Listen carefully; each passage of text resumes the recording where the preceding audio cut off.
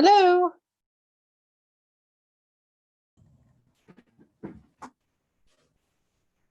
Hi. Hi. Just want to be Hey, sure you can hear Jessica. me. Hi. Good to see you.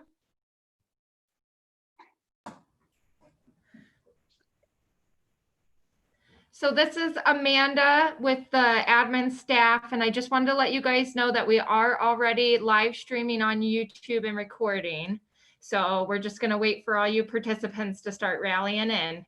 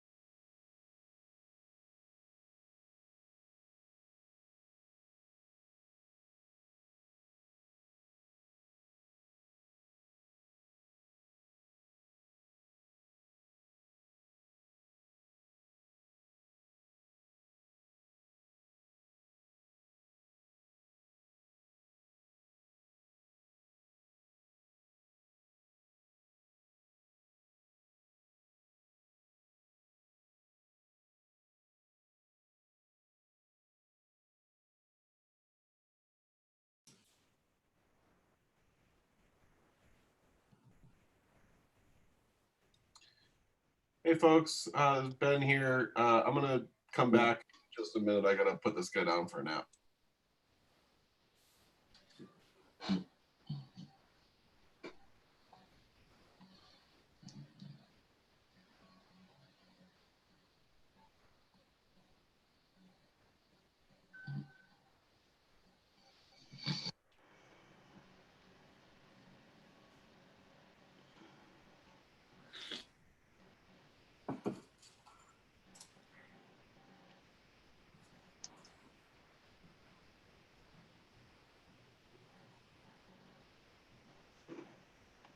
All right, we'll give Ben a little bit so he can get his little one laid down.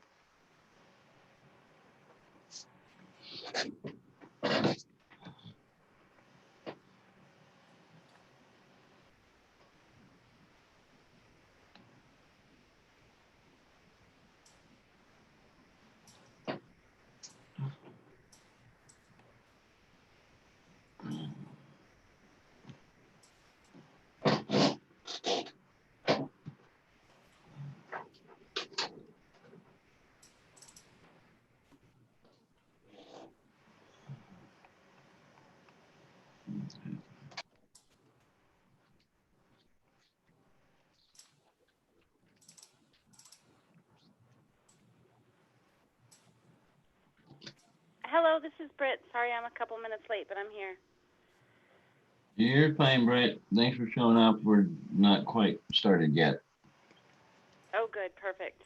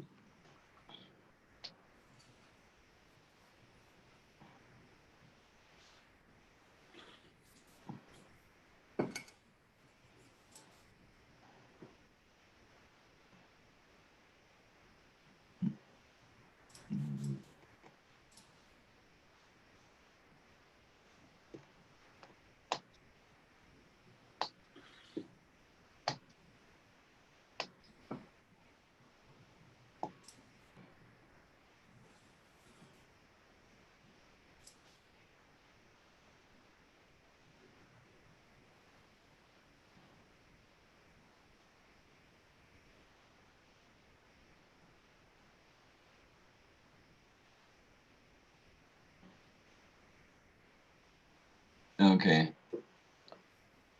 I'd like to wait a little bit longer for him, but I think in the interest of time, everybody's time, we should go ahead and get started. I'm called this special meeting of the Bicycle Pedestrian Advisory Board to order at 10:05 a.m. We don't have much of a agenda like we would normally would. I just wanted to have this meeting be kind of a listening session for staff and leadership that shows up. So let's see. Go ahead and just like sound off on who you are. Ryan Bundy, present.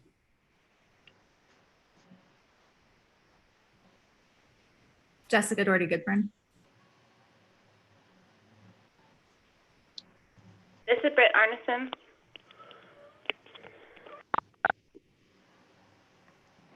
James Walter, present. Jessica Tuberty, present.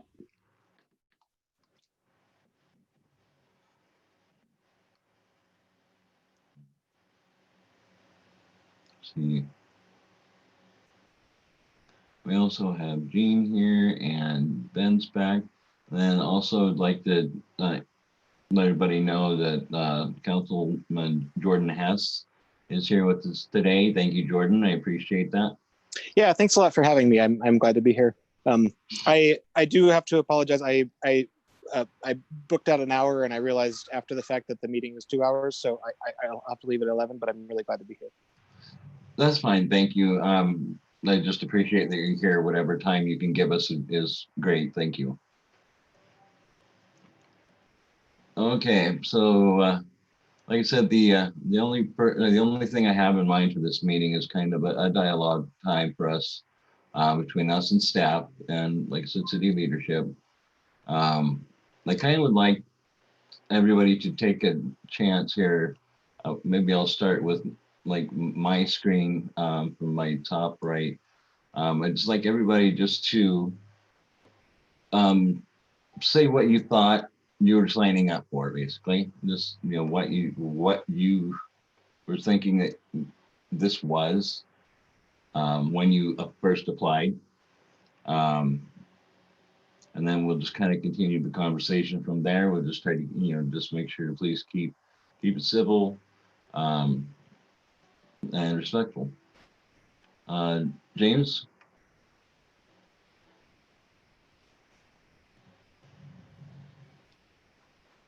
Thanks, Corey. Can everybody hear me okay?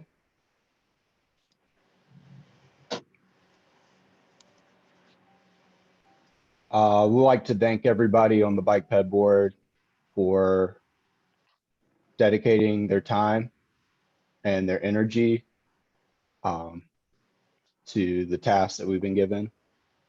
And I've been pleasantly surprised with the types of activism that I've discovered and the energy that's come from this board. And it's not something I expected from anyone, and I'm glad to have met each and every one of you. So thank you so much. All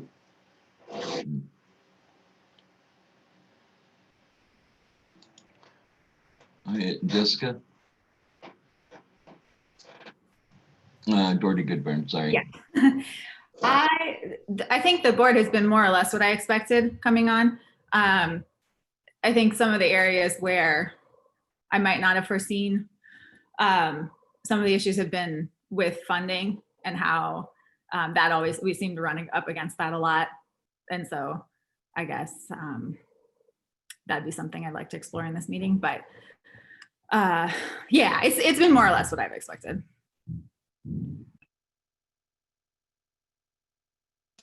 Okay, Jesse Huberty?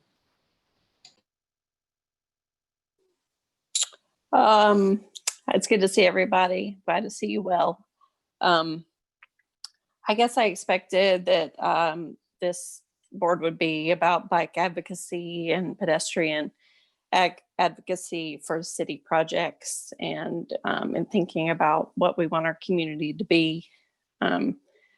I saw it as like an actionable board, not an echo chamber, which I feel at times it has been. I think that there are some structural changes that could be made. I Googled best practices for bike and pedestrian boards across the United States. And the bikeleague.org has lots of samples of best practices. And one of the main ones that we're missing is a work plan for the year that is board generated. And so it identifies the board's priorities through the work plan. It also gives city staff an idea of where you could sort of envision or what we would prioritize on the board. And so I think that would solve a lot of issues that I have with the board. Would be if the board had a planning meeting, we came up with the work plan, it had deliverables, it identified city staff that should be reporting on those deliverables. It gave new members a complete snapshot of the year. So if you didn't know what a bike pedestrian board did, you sure would after looking at the work plan that we have come up with for the year. So there would be no surprises. And so I think that would be good for everyone, right? Good for the board because everyone's values and priorities would be reflected, and good for the city because the city would see what we value and there would be deliverables and it would be actionable. And so that's what I feel is sort of the direction that we need to take.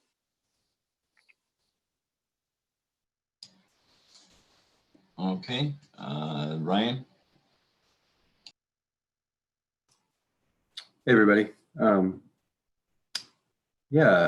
So I guess from my perspective, I actually do think the board has been fairly close to what I thought it was going to, how it was going to operate.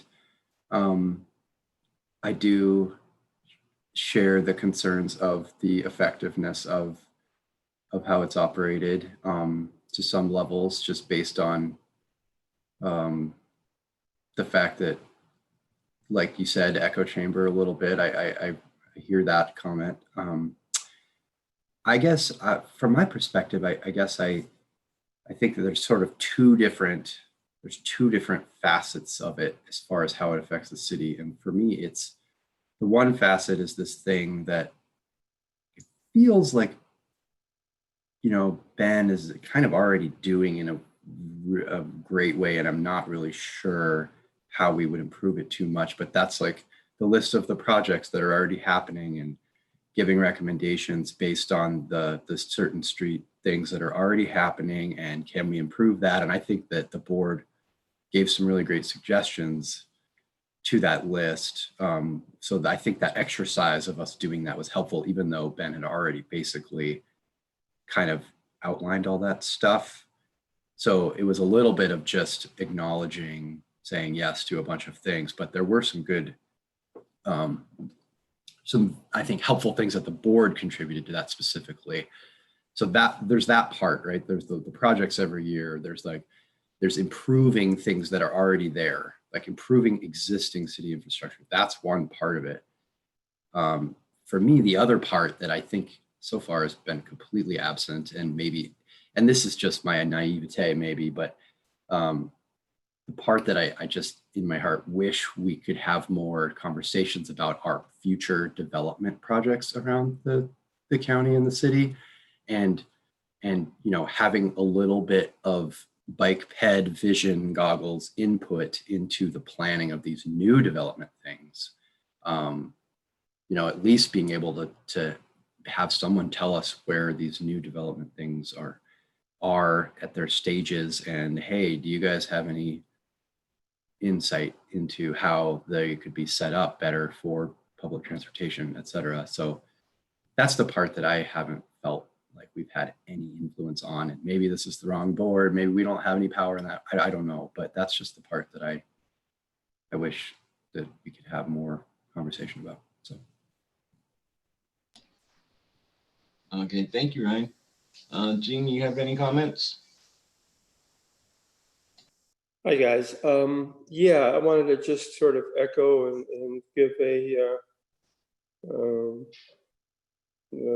support to what Jessica Tuberty was saying. I believe in our charter, our list of duties is put forth. I don't have it right in front of me. That the board is to set up an annual set of goals, priorities, et cetera, that type of thing. And that has been something that's been lacking for, excuse me, quite some time. Sorry. I was for about 4, almost 5 years when I was in Hawaii on the Big Island on a advisory group, not a board. So they actually set up some connections with agencies, other civic groups to produce paths and improve bike infrastructure situations. I was part of working with a design group from the state, giving input into how to better improve some of the bike lanes there.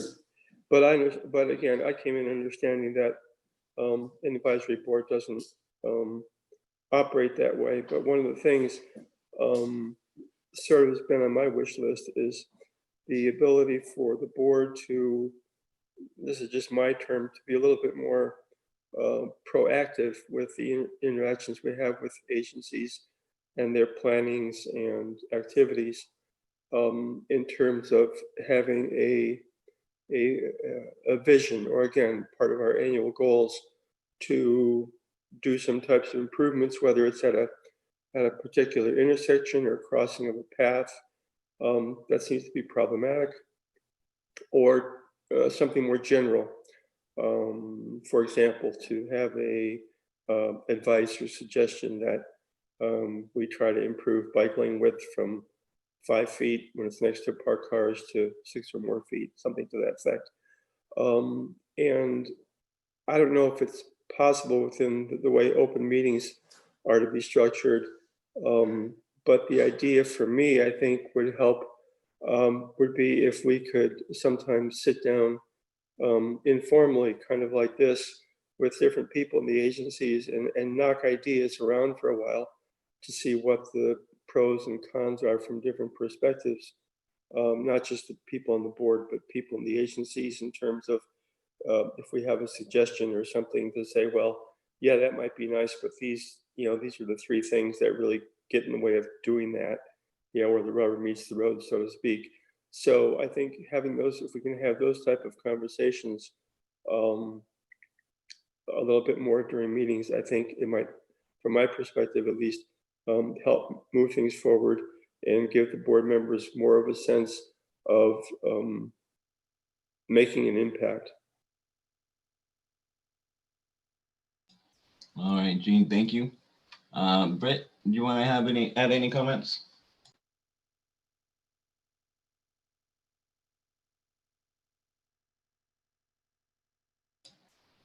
Are you there, Britt? Okay. Am I still muted? Yeah. Oh, there I go. Okay, I got the There we Star go. Trek All thing. right. Okay. So I wanted to concur with what everybody else said, but a couple things to expand on.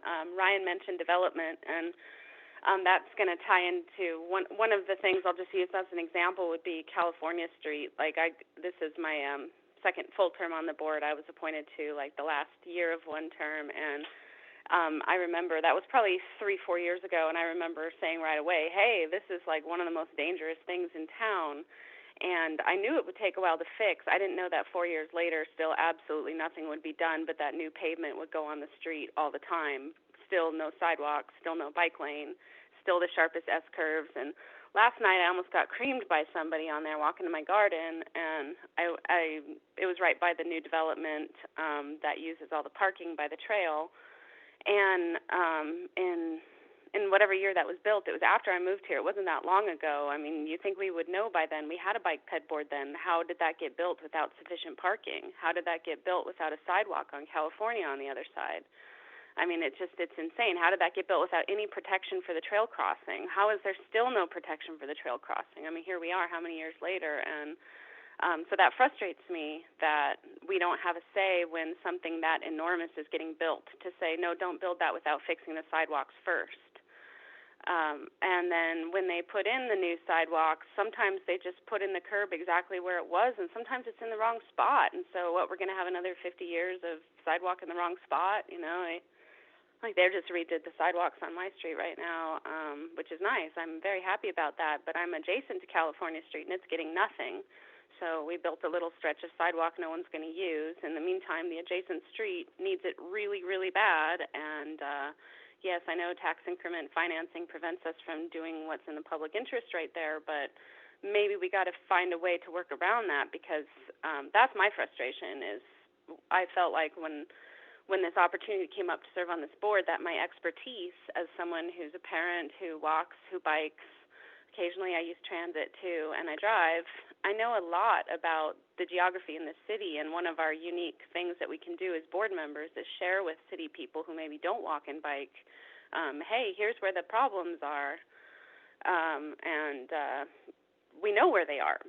3rd and Orange. Here's an opportunity right now. It just got torn to shreds and put back together the exact same way. So we're going to have another 50 years of not being able to bike safely at the corner of 3rd and Orange. And stuff like that. It really frustrates me. I wrote a letter, I think it was April or May. I think it was May at the meeting. I mentioned that there was a 4-foot sidewalk on Higgins Avenue during a time when public health authorities were asking us to keep 6 feet apart. And I mentioned at that meeting, nobody did anything. I wrote a really great letter. I made a case for why it matters that we have a 4-foot sidewalk and 60 feet of roadway or whatever there. And nothing's been done. I've not even gotten a response. So I get a little frustrated because we talk about the same things over and over again. And I guess I'd like to see the city listen to us when we say these are the most dangerous things in our city right now. And we've been saying what those things are because we know what they are because we're out there biking, and that's our area of expertise. That's why we're on this board. So, you know, as far as annual work goals, I'd like to see annual lives saved, annual intersections improved, you know, annual, and, you know, adding miles of bike lane, that's great too, but we know what the most dangerous things are, and I'd like to see some of those fixed. I guess that's a little off topic, but that was what I had to say. Well, that's fine, Britt. From my own perspective on all this, from what I thought when I joined, was that there was going to be a little more action, less sitting and listening to and watching PowerPoint presentations. I know over the years that's been something that's been complained about, but it's part of the position or the what we do. We listen to developers and we listen to about these city projects that are happening. And I've been getting a lot from former board members, that they feel like their time and energy is wasted here. They feel like they were kind of misled into what the bike ped board was about right from the get-go. I mean, they had, even before knowing what a complete street policy was, they thought, hey, we're going to get in there and maybe, say something about the sidewalk on, North 4th or whatever. So there's just a lot of wasted energy, a lot of frustration on that. People are not feeling like they're being, like some have already mentioned, they're not feeling like they're being listened to. We don't see, and in some cases you're not going to see, but we don't see where we're making a difference. And like I said, there are some places where we're not. I mean, like back when we were doing, they were doing North 5th and 6th. Can't remember. I think, Ben, did they go with one of our recommendations on that configuration? That whole project kind of originated at the board. It was this board's suggestion to even do something about 5th and 6th streets. Okay. It wouldn't have been on the city's radar without this board. Okay. So, I mean, there's an example of that we do get paid attention to, we do get listened to. It just, we just need to figure out a way to make it to where we feel like we're doing something and that our energy isn't wasted. We aren't feeling like we're wasting our time. Before I let board members loose on everybody, do Ben or Jordan or Aaron, do you guys have any comments you want to make? I really appreciate everyone kind of sharing like this and coming together for a special meeting to talk about challenges that the board faces. I think that some of the frustrations that you're sharing are shared by we as staff members, and a lot of, California Street has been a high priority for some staff members for just as long as it's been, as Britt's been frustrated about it. And we're developing a new CIP scoring list, capital improvement program project scoring list that we talked about at the last board meeting. We're going to present what projects we hope to fund the next year at the next board meeting. We're developing that now, but just a preview is that California Street is the 3rd highest scoring project citywide. And so there's a real need to address the situation there, and we share some of your frustration.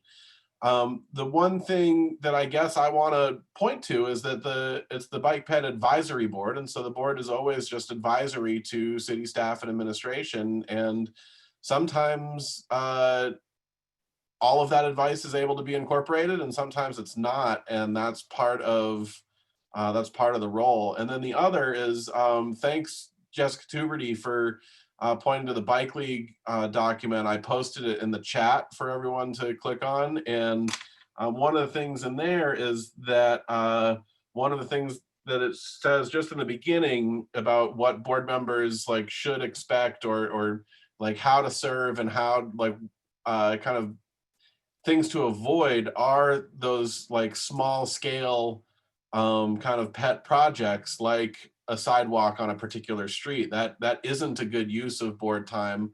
In most cases, staff know that those things exist, and the main issues are structural and systemic. It's about not having enough money to complete our sidewalks in a reasonable timeline. It's about not having, considering the pedestrian environment after we consider the driving, as Britt brought up about, and I'm not even sure if this was at the board or just an email to me, but a new bank out on near Costco with a overly wide curb laydown. And so those sorts of projects are good to highlight, but I guess my request to board members is to look beyond the scope of just those projects and use them as ways to identify what is the systemic issue and how can that be pushed on and changed. And that pace of change is going to be slow. The rate of change in government is slow. And it's something that I grapple with daily as a staff member. I can only imagine as a board member who's not, who thinks, gee, it's been a month already, can't some more happen? I can imagine that frustration mounts really quickly. And so again, I appreciate everyone coming together and sharing these frustrations. And I always want to hear about them because I oftentimes share them with you. But I guess I'm concerned about something that Corey said. You said misled from the beginning, and I'm just curious what is there language in the announcement that we put out for board members that somehow indicates that this experience is different than what we advertise? It doesn't seem like when when the announcement goes out, and it kind of goes into what the bike head board does. It kind of leaves it open for you to think that, maybe you're going to have, like a more of an immediate impact on safety and that kind of stuff. Not necessarily on projects, but on safety issues. So I don't know if everybody feels that, but that for me was something that I felt I felt like I was misled into, why am I doing this? Well, I thought I was doing this to try to come up with a safer, find safer ways to help Missoula come up with safer ways for getting around. So I don't know, like I said, if that's everybody's experience, but that's what I was trying to. Thanks, Corey. That's helpful. Yeah, again, I think that this often comes back to a lack of money and a lack of, again, we have a safety plan, we have crash maps, we have the data about the intersections and kind of choke points that are problematic. We've identified some. An example that this board, the new little bike jump out right by aging services and between the food farm and aging services on Stevens, that was a board recommendation from nearly a decade ago. And it just got built this spring. It just got completed this spring. And so that was kind of a safety pinch point that was brought to the attention of staff by the board. And that's the rate that some of these things change. Now, with a new public works director and a shift towards a more kind of data-driven and goal and results-oriented process, we hope to start making changes quicker. And so hopefully some of those safety trouble areas that actually need engineering and infrastructure, we can hopefully get to those a little quicker than a decade. But then the other piece that I want to mention, and maybe I need to just do this at every board meeting, is provide a little reminder, is that anyone, whether you're a board member or a member of the public or someone who's just visiting town, can email any transportation related staff member with a concern, and it will be discussed at our regular traffic services meeting. And it doesn't always mean that we'll get an immediate solution done, but there's definitely a renewed appetite to look at lower cost, lighter weight treatments so that we can be more responsive to concerns as they arise. And that those sorts of small spot safety concerns, we want to know about them much sooner than a monthly board meeting anyway.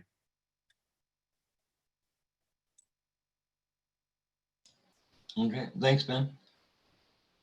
Aaron or Jordan, do you have anything? Say it. Yeah, this is Jordan. I appreciate all of the feedback. It's really helpful. I think the Bike Ped Advisory Board's position statements truly are helpful.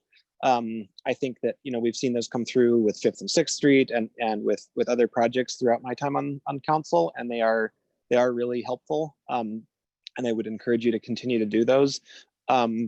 I think that probably, I mean, Ben mentioned that staff have frustration with resource scarcity. That's my number one frustration as a council member is that we are so resource constrained. We have such an infrastructure backlog. We have just, it's really hard to, with a straight face, look at, you know, infrastructure that is literally crumbling and needs to be completely replaced and rebuilt rather than just maintained or repaired, and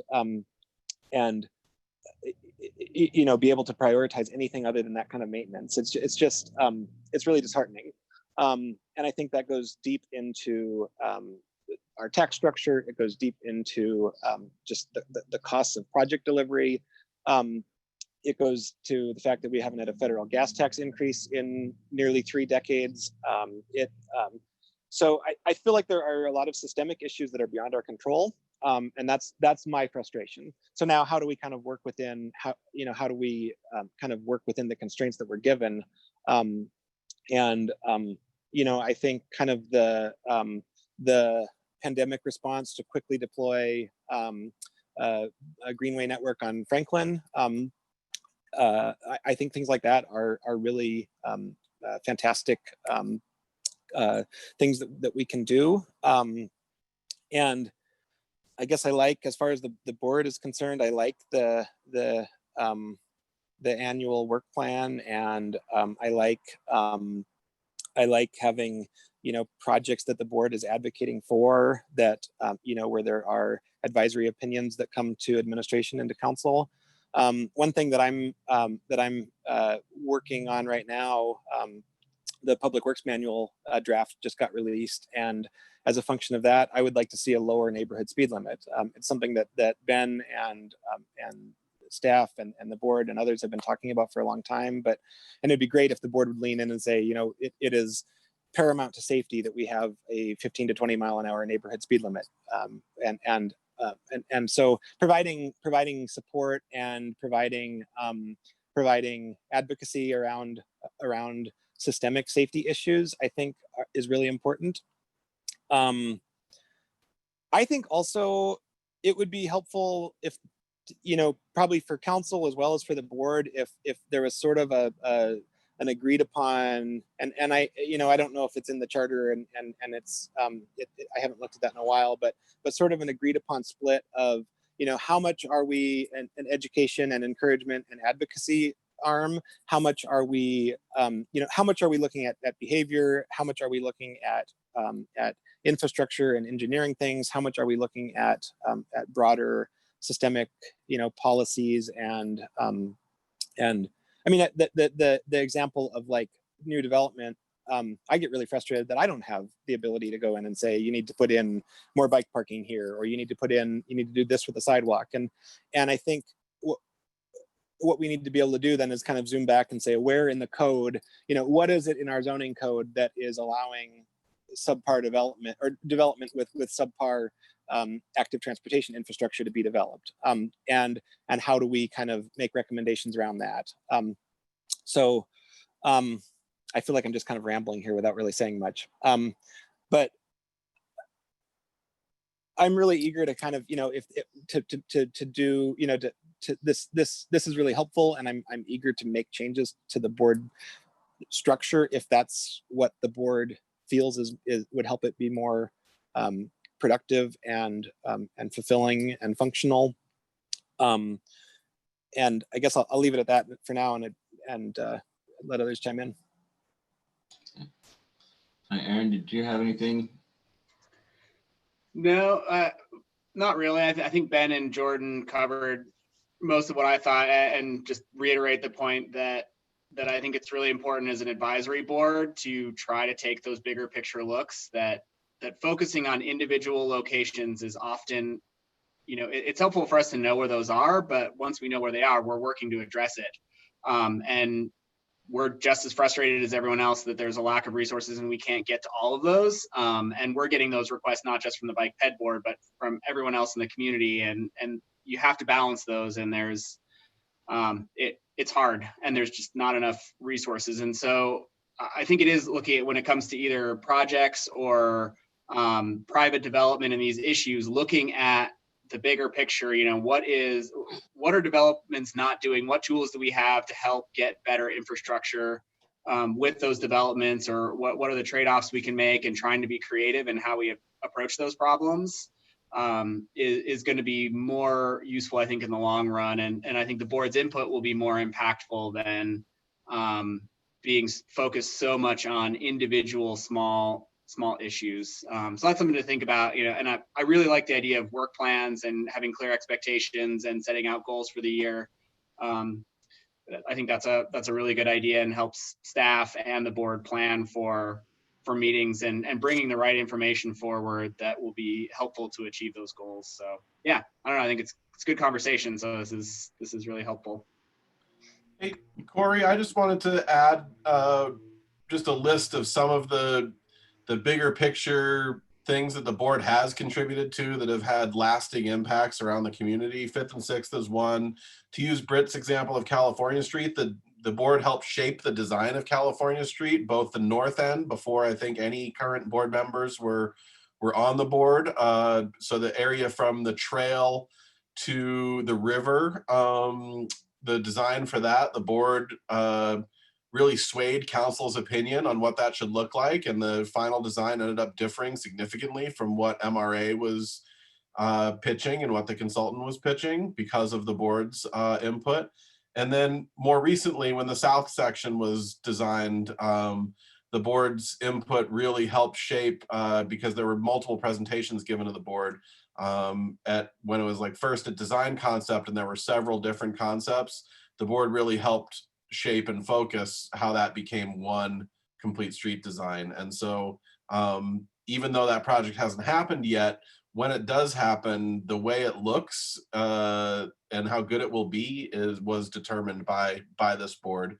The complete streets policy that council initially adopted in 2009 was a project that this board took on to get adopted, and that was the beginning. That policy has single-handedly done more annually to get better bike and ped facilities than any other city policy that we have or regulation. And so the board's kind of forward thinking now is the early days of even having complete streets policy. The board's kind of early adoption of that and pushing advocacy to council has resulted just in small incremental changes each year that are uncountable at this point in the last 12 years. So I do think that while it can be tough to see meeting to meeting, this board has a significant impact on the way business is done in Missoula, and has over the past however long the board's existed, since the mid-90s. I think that the role of that being said, I acknowledge that the role of the board is harder and harder to see as staff, I think, get better and better at this stuff. To toot my own horn a little bit, I think that there was a time certainly when citizen advocates knew a lot more about what was a better facility and what was better for people biking and walking and how we could do it better than any staff member. And I think that that staff have worked hard to educate themselves, and we've gone to workshops, and we take this seriously. And again, the fact that that's who we have as staff members now is a direct result of this board's advocacy over time. Okay, thank you, Ben. So now I'm gonna let board members ask their questions and have their additional comments. I'm gonna go start first with Jessica Tuberty. Corey, I'm sorry, this is Jordan. Could I throw out a couple of questions that maybe could be included in people's responses. Absolutely. I guess I'm kind of interested in sort of like nuts and bolts mechanics of the board. You know, things like meeting frequency. I mean, this board meets more frequently than any of our other advisory boards. And is there anything around just like the mechanics of the actual meetings, kind of low hanging fruit?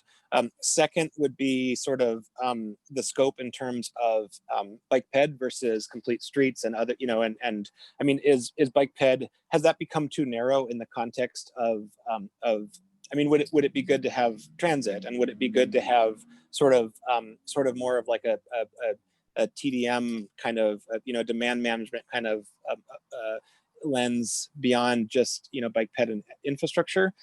So you know, if is the scope too narrow? And I guess those would be the two questions I'd be curious on. Or maybe is it too narrow, or is it too broad? Should it just be infrastructure, or should it just be a subset of what it is? Okay. All Thanks. right. Thank you, Jordan. All right, Jesse, go ahead. Okay, so we do meet monthly and the agendas are published the week before. I guess that my thought about the work plan would be that it's board generated, because when you're volunteering your time and expertise, it would be good to have sort of like a mission and envisioning that is board directed and board generated. And I don't know if with open meeting laws, if we could create our work plan in an actual meeting without being on TV, and bat around ideas and kind of have it be sort of a brainstorming session, and then the board creates it. And then people from different city departments would be invited to give us information about projects and ideas we had in the work plan. Right now, I have several frustrations with the way the agenda is generated. If you're an advisory board to the city, but the city sets the agenda or approves the board's agenda, then they get to select what the board decides to talk about and give advice about, and which is super frustrating. And I believe we're capable of coming up with an independent work plan with input from the city, and set our own agendas. And if the city has specific projects or needs, that could obviously be taken into account. But I feel that having the city to which you are advising approve the agenda items seems very circular, and lends this feeling to the board that they are executing the vision of the city instead of advising the city. And so I think that it's a small thing, but a very important thing. And let's see, what was the other thing you said? The scope. So in the best practices document by the Bike League, it actually says that many cities have a separate bike advisory board and pedestrian advisory board. Some cities have the combined, but if it's not combined, it goes even more narrow. And so I think that it's definitely not going more broad. It's going even more narrow.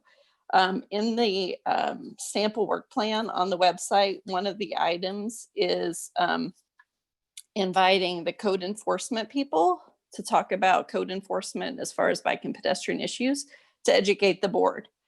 Some of the other things on the sample work plan were grant project development. So I've written grants in the past. Jessica Doherty Goodburn has written grant in the past. Many of you other people may write grants, but you have resources at your disposal. And so if we could be helpful in that way, that would also help people feel that they were accomplishing more on the board.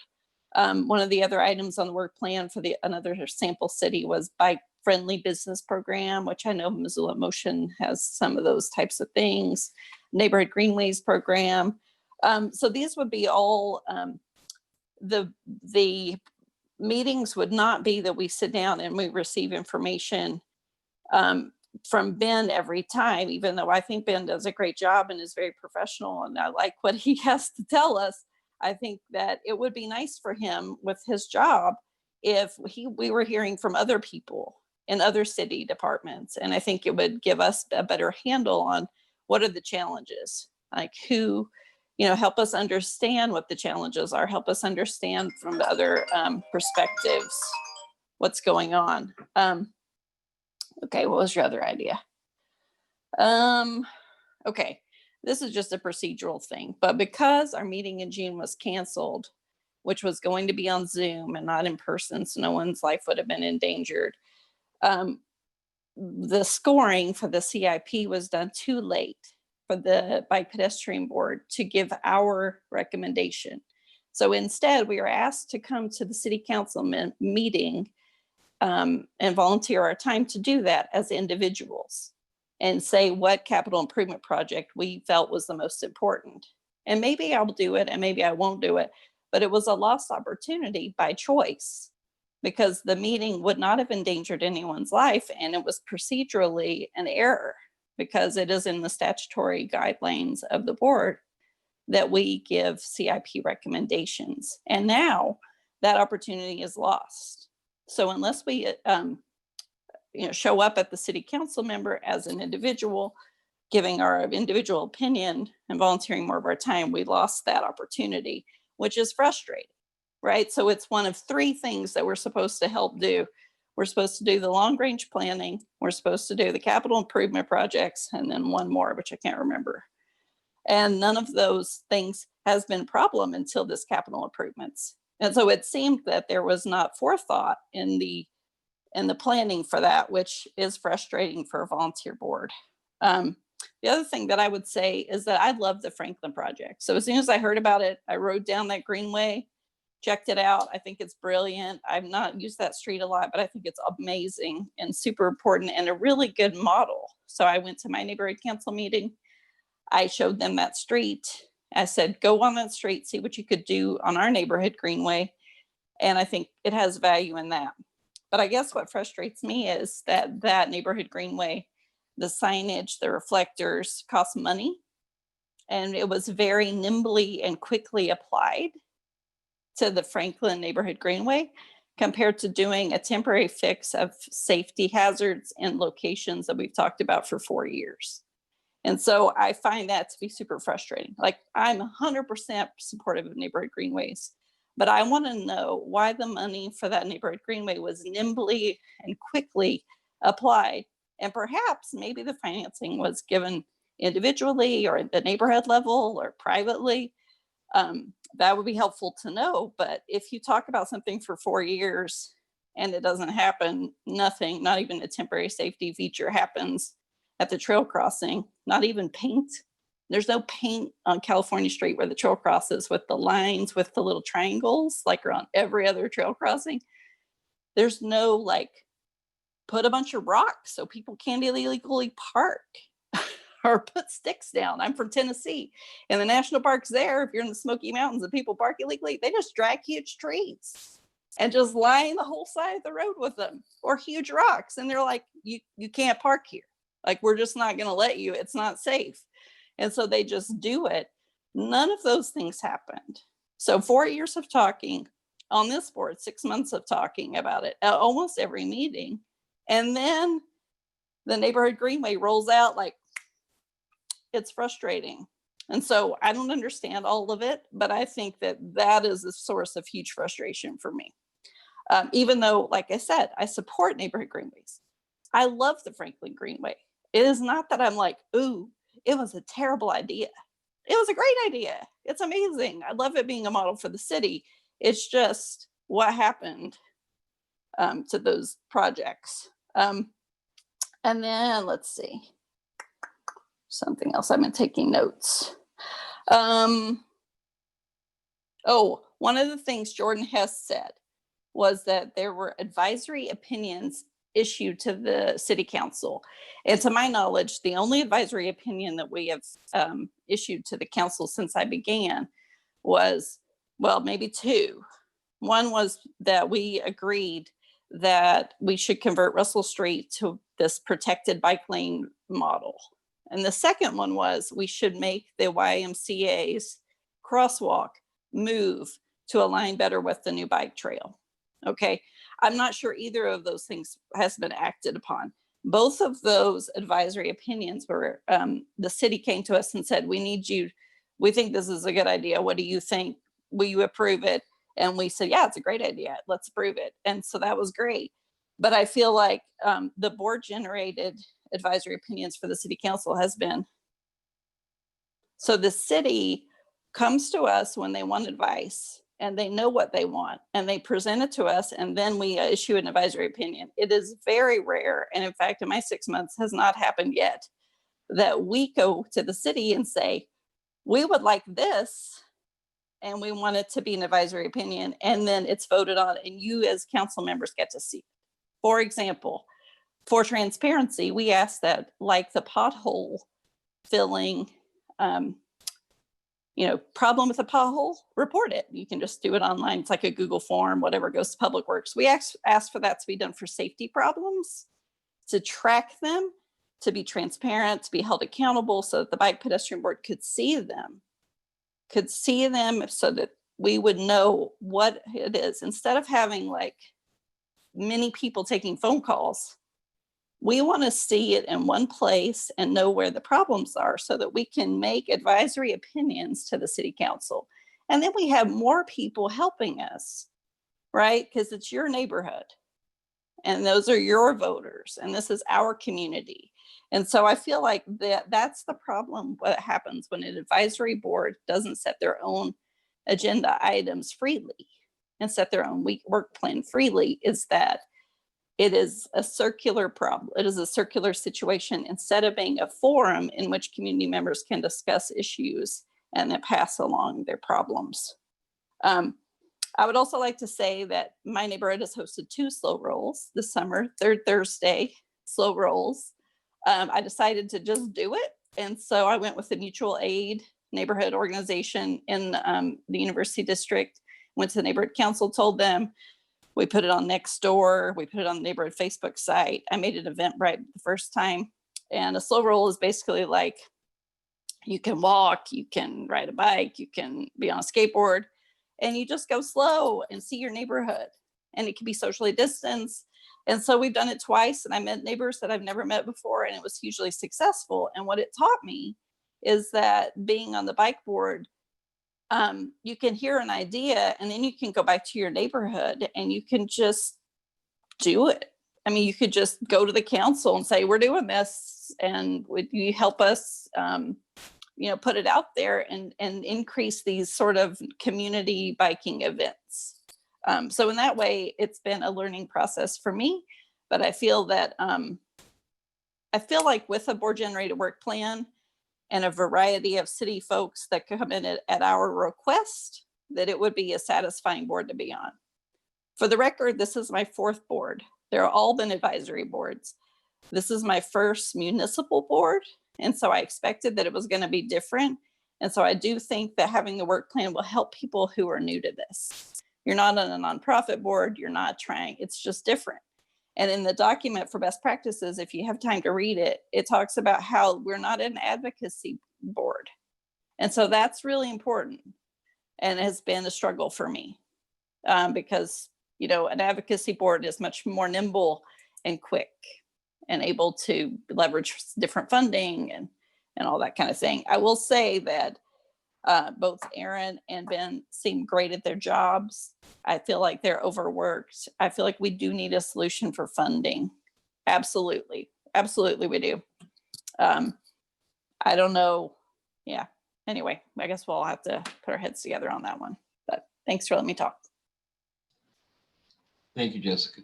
Hey, Jordan, Corey, may I address some of the things that Jesse just said? Let me check. Jordan, are you going to be needing to leave on us here in the next few minutes? Yeah, I am, and I apologize again. I will go back and watch the YouTube. I see that this is streaming, so I'll go back and watch the second hour. And I really appreciate the conversation. Ben and I have had some conversations about the board and how we could help in the past, how we could help facilitate better, and what I've heard so far is really great, and I will absolutely watch the rest of the video, and anyone is welcome to reach out anytime. We could have a phone call or kind of talk through more.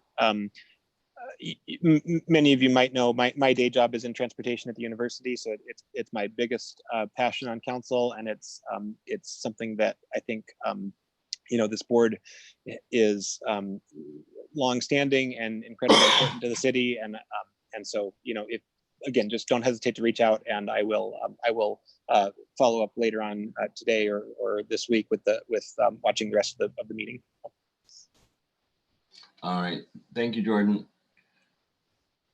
Thank you all. And then to get to you, I have Jean and Ryan had comments they wanted to make for a bit. Can I ask you to hold off on? Sure thing. Not a problem at all. All right. I also have comments. This is Britt. I don't know if you could hear me, but when everyone else is done, I have some comments too before Ben. Okay. All right. First I got up here is Jean. Yeah, hi, thanks, Corey and everybody. Yeah, just again to kind of get another little push behind what Jesse was saying. Again, and this personally from my standpoint also. Again, I really didn't have what Corey had mentioned about being ill-informed or misrepresented or something when I signed up for the board. I was pretty clear on that, but the one thing that in terms of what power, you know, type, we didn't have it, just advisory, and so that wasn't an issue. But the thing that became on and off different levels of frustration, I think Jesse puts this forth pretty well. The way I would represent it is that if, as a board, we have our wish list, if you would, for the year, and then we kind of put our heads together at meetings and maybe with some other public input, et cetera, and we come up and say, you know, we would like at this California Street crossing, we would like to see X, Y, and Z. At this intersection, we'd like to be able to push parking back a few more feet for better sightlines, et cetera. That if we come up with that type of advice, that the agency or agencies that advice would relate to, that we would get some type of feedback in a reasonable time frame where they in turn would say, yes, we hear you. So that first of all, we don't feel like we're talking to the hand, as it were. And then their feedback might also say, well, you know, given the financial, you know, we think it's a good idea, but given the financial constraints, here's where you are on the waiting list for this type of thing to go forward, given the other priorities and funding issues that we have. The other feedback could also say, well, you know, we could do X, but Y and Z becomes problematic for these reasons. And if you can go back and do some research or come up with some other alternatives, then maybe there's something we could do with Y and Z. So if we were to have that type of communication, I think more of the board members, certainly myself, would have more feelings that, first of all, we're being listened to and recognized and appreciated, and that we know that the type of input we're giving is having some type of, that there's something actionable there, even if the only action is to let us know what the agency can do, or if they can't do something, why they can't do it.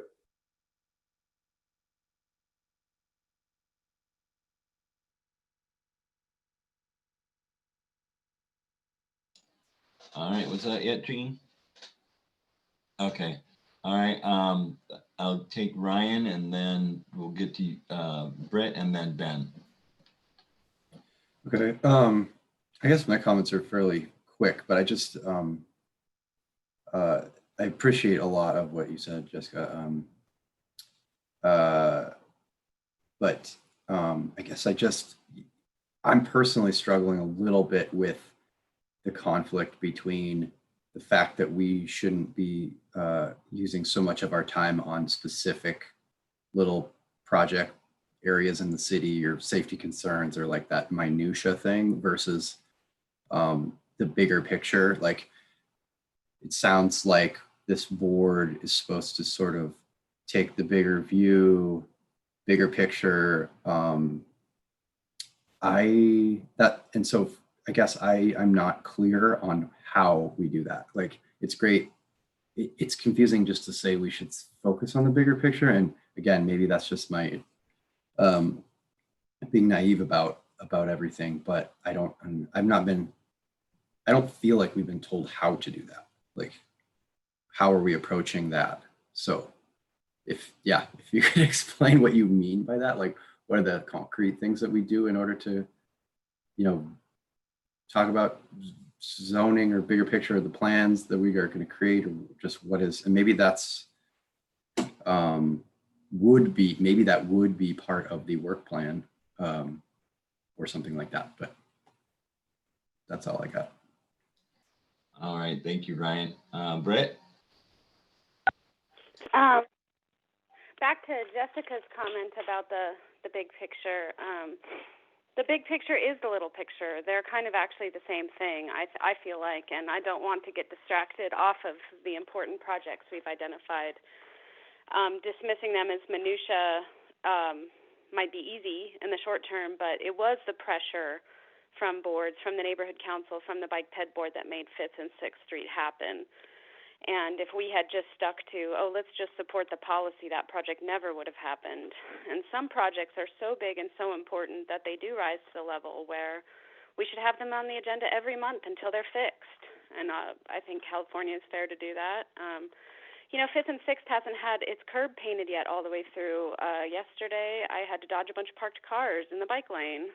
So it's like nothing's done yet, But no, I think that we can't narrow our focus to just policy. We have to be on the individual spots because they're not getting done. They're not getting the attention. And I do want to bring up the hip strip and the Higgins Street Bridge because there's a piece that could be called minutia but affects 10,000 people a day, maybe 20,000 people a day. And, I meant to ask Jordan before he got off the phone, but has anybody from the city staff walked across the sidewalk on Higgins Street Bridge since the pandemic began? I'd like to know. Maybe the answer is no. Maybe none of you have. Maybe you've ridden in the bike lane on it, but it's a really terrifying experience, and most people aren't even doing it anymore.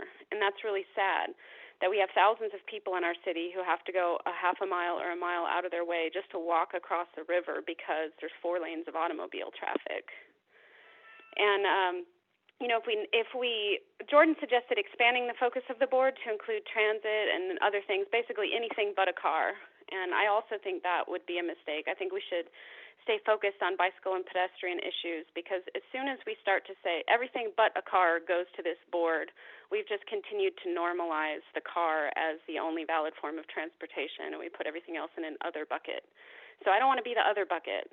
And I think we are out there walking and biking. We know what the issues are. And, yeah, there's minutia that the city's dealing with. But if there's minutia that the city is not dealing with, then we absolutely need to call attention to it month after month after month. I think that would be really important. It gets to what Jessica was saying about, Jesse was saying about making our own agenda, that we can make that agenda and hold them to it. We can ask questions of the city. I'd like to get a public response when we ask a question, like what is being done about this? I mean, back in May when I brought up the Higgins Bridge issue, Ben said that wow, that's an interesting thing. That's a concern. And then I thought about it too. I'm like, yeah, that's an even bigger concern than I realized when I first mentioned it. But I still have got no response from the city. And I don't understand why. Obviously, nobody's gone and tried to walk on it or they'd be terrified of it. It seems like in a time when we're being asked to maintain 6 feet distance from people, that a 4-foot sidewalk next to 60 feet of vehicle travel lanes is just an insane allocation of resources. So it's just like there's some things that could be addressed really quickly, like we're going to spend millions of dollars on a newly configured bridge instead of just moving some travel lanes on Higgins. And so, I think we should be talking about individual projects. That's where everything happens. And, as far as developments getting approved and putting curbs in the wrong places, maybe the city should run more of this stuff past us if it's not being caught in those little meetings. Like when a project is of a certain size, maybe they should have to run it past us as an advisory board and say, hey, do you guys have any concerns about this new development here? And then we can look at it and go, well, actually, yeah, they shouldn't put, 100 units of housing across the street from a place with no sidewalk. Like if you look at that development at the corner of California and the Milwaukee Trail, there's no way you could argue that that should have gone in without putting a sidewalk on the street. I mean, there's a sidewalk on one side, but then they just turned the other side into a parking zoo. And how many years has it been that way? And we have to keep pushing those issues or nothing will get done. And Fifth and Sixth is a great example. I'm so glad that you brought that up, Ben, because it was something we can hang our hat on and say, we did this. This was a victory. And it took a long time, but it was a project. It was not a policy. It was a place where the neighborhood and the community came together and said, this is a priority, this is important, this is a bottleneck for our whole community. And there's a lot of neighborhoods out far away where there's serious social justice need to get sidewalks and bike lanes and stuff, and we have to push for that. But we also have to push for it in the heart of our city, in the places where everybody who comes out from the edge of the city and comes into town has to cross the hip strip, or has to cross these bridges. Like California Street has one of only 3 footbridges in our city, and there's no sidewalk access on one side of it. I mean, that's insane. So we've got a lot of work to do, and it is all site specific. Everything we have to do happens at a specific location, and we have enough time meeting once a month to review a lot of stuff. So I just want to put my 2 cents in that. Like I'm all about the minutia, and I'm learning, maybe if I can't advocate to get anything fixed in this scenario, and I'm just told, well, if you have a concern about a minutia, send an email to traffic services or call, then yeah, why be on the board? I can just send emails from home any old day about whatever. But I think it means more coming from the board if 9 of us voted to approve and say, yes, this matters to us. Like, for example, when we've asked for more paint budget so we could get curbs painted or stripes painted. We've asked for snow removal budget. We've asked for some systemic things, and they all tie back to individual locations. So I do think that's really important. Okay. All right, Ben, let's go ahead and.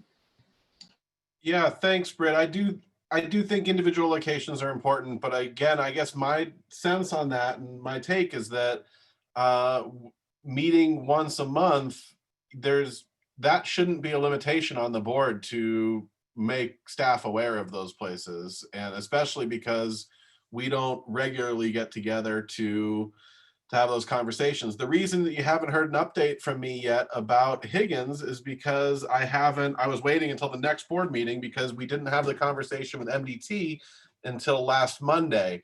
And as you know, Higgins Bridge is owned and maintained by MDT. And so on that particular one, their answer was no. And we even talked about certainly they weren't going to eliminate a vehicle lane. And then we talked about directionalizing the sidewalk, and they brought up, enforceability and the fact that there isn't a crossing at 3rd, and that no one who was northbound, like coming from the Bernice side of 3rd Street and wanted to head north into downtown, they couldn't legally cross the street at 3rd, or at least not accessibly cross the street at 3rd. And so their concern was that no one was going to walk down to 4th to then turn around and go that way, and that no one was going to write a ticket or anything to someone walking the other direction. I know it's not a good answer, but yes, staff has walked the bridge. Yes, we were uncomfortable with it.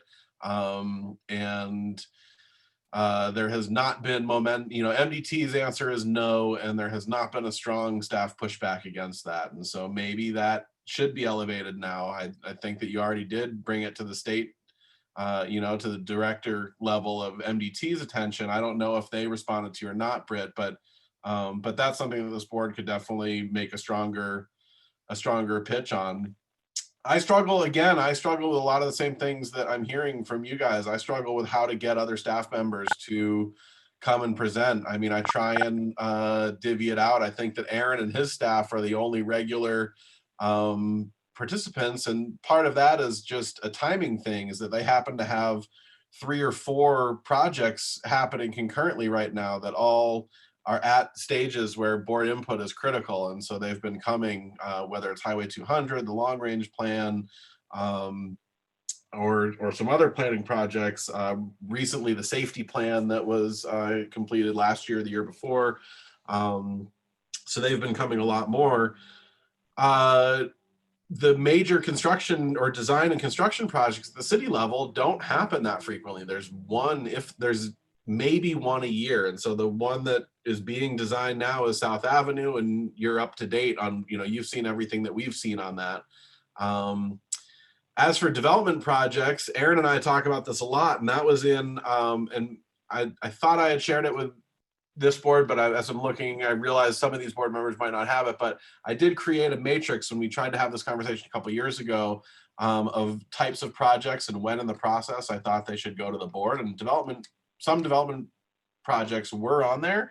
And the pushback that I received from the Director of Development Services is that it's already a kind of long review process for developers complain about that loudly to the administration and to council. And that the timing would not align, if they had to bring everything to the bike ped board, that it just wouldn't align timing wise, and that they're, it's going to cost them money and drive up the cost of housing is the argument that we hear from the development community. So I think that individual development projects are probably not on the horizon to come to the board, but the issues around new development certainly should be. The specifics that Britt mentioned of that apartment building, that is an impact of a new development that the board can definitely talk about. The answer is that, and here's the systemic issue, is that we don't have a mechanism to force a development to build sidewalks across the street. That's not currently in our code, and it might not even be allowed by state law. And so the development is off the hook for that. Now, that being said, this board can and should raise those concerns loudly, and so maybe we can look at changing that. So to me, right now, the best way, and we'll definitely take this back and talk about it at staff, and I have an update on that in the future in a little bit, but for the best way that I can think of now to address development concerns is to go to new developments and document what are the issues from a bike ped perspective, and then raise those issues to staff as things that need addressed in the code. And then the way that I see that moving forward is staff would then propose changes and bring those to the board, and then for discussion. Now, if board members want to be more proactive and research those and actually put forward solutions, I think that's fine, and we'd welcome it. I just don't want to create. I'm trying to balance creating an expectation of, what's the level of entry of a board? Does a board member need to understand zoning code and best practices in bike ped planning, or do they just need to be someone who bikes and walks around town? And I think that, and do they need to put a bunch of time in outside of board meetings to research things, or do they need to just be able to show up for the 2 hours and discuss what's on the agenda and then go home and not think about it? And I think that there needs to be, I've been intentionally trying to keep the barrier to entry for this board really as low as possible by trying to discourage those sorts of levels of expertise, or not discourage, but certainly not create an expectation for that level of expertise among board members. Okay. In direct response also to the Franklin question, and why that happened. So Franklin, that was a response. It wasn't just a neighborhood greenway installation. It was a response to significant crash locations at the uncontrolled intersections along Franklin, and regular requests for service from citizens and the neighborhood council in that area. And as for the Milwaukee, California crossing, it does have striping. It has the piano key style crosswalk on it. It has newish, brighter signs that indicate the trail crossing. And there was some work done to limit parking, and there has been some cleanup of trees in that area as well. That being said, I would never agree that our work is done there, or that it feels particularly comfortable to bike through. The sight lines are still tough. The weeds grow up. People park illegally. I think there's enforcement that can be done. And so that one will be. Ben, that scene is gone. that paint is gone. It's not there right now. It's so faded you cannot see it. Okay. This one will be discussed again, again at Traffic Services. It just we haven't had a chance to get to it yet, and so again, the pace of things happening is slower than we all want to see. And but it's on the agenda for this Thursday, and so I'll have an update at the next meeting on that particular crossing. But Britt, I agree that the smaller, or that the spot projects help determine what the policy stuff is, but there's also a level of scale to those. 5th and 6th are regional, those are minor arterials with regional significance, and so they do carry, they are important to the community as a whole. A particular intersection in the University District where the cars are 15 feet instead of 20 feet from the intersection might not carry that same significance. It doesn't mean that board members shouldn't be thinking about this or shouldn't be bringing them to us. I just don't know that they need to wait until board meetings or take up the limited time that we have together as a board. That's all I'm saying when I talk about not focusing on this, on the smaller projects.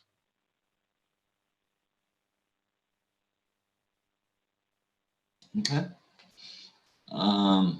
And the one thing I wanted to let everybody know about is that doing this annual review, it's in the establishment ordinance, that we're supposed to be doing this annually, and we have never done it.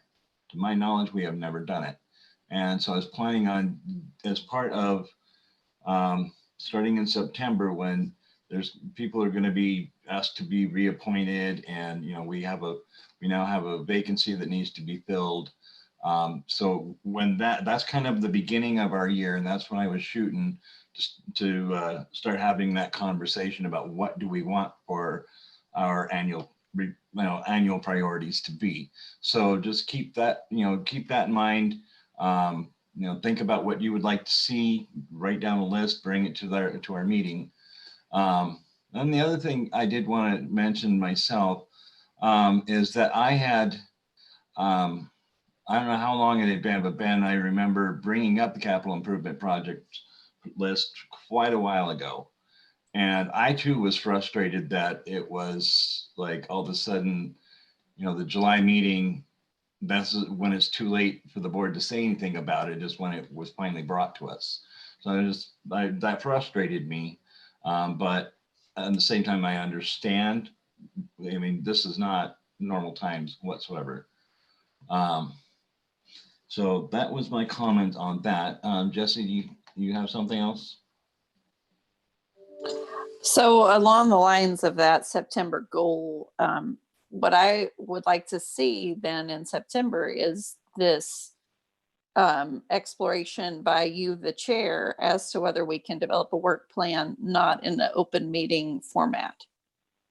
Just because that would seem to me like more natural for brainstorming to be in a meeting to determine the work plan. If it doesn't meet open meeting laws, then fine. But I think it seems odd to sort of have those brainstorming sessions of a committee to set its next year's agenda while being televised. That just feels kind of strange to me.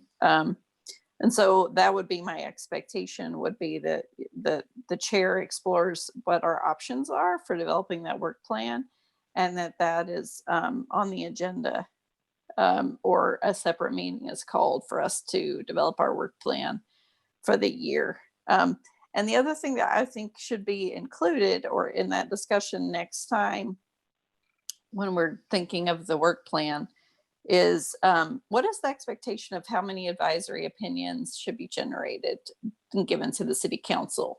Because I believe that would be helpful. Instead of having 2 in the last 6 months, and I feel like my expectation as an advisory board member would be that there's an advisory opinion generated almost every meeting for the city council. If we're volunteering our time, if we're hearing from experts, I feel like there should be a group consensus reached on how many advisory opinions should be given to city council so it's normalized. So they can predictably receive input from the Bike Pedestrian Board on a regular, ongoing basis on a myriad of topics. And that is part of how we take all of our experiences in biking and all of our expertise, and we send it to them from our own ideas that have been generated in the course of the discussion. Thanks, Jesse. Yeah, we are totally open for the most part to how we can do that part of the discussion of the annual review. We used to have the committee of the whole meetings, which were less formal. We still had to have, we still had to figure out how to comply with open meeting, which was difficult because we had to have MCAT or somebody to record the meetings for us. That's law. We can't get around that. But we were able to have those informal discussions, and that's usually how we discussed the draft projects list. We took, the time out of, then we were meeting twice a month. The second month, the COW meeting was for the more informal discussion, and then we had the more, the formal discussion and the decisions at the regular meetings. It just got to where it didn't seem like we were just having way too many problems with compliance to continue having the COW meetings without the appropriate things in place. Gene? Yeah, Corey, what you just said on the COW meetings and complying with the recordings aspect, it just occurred to me, and maybe it's workable and maybe it's not, but I'm just thinking, well, we're doing this as a Zoom meeting, it's on live on YouTube. There's the documentation of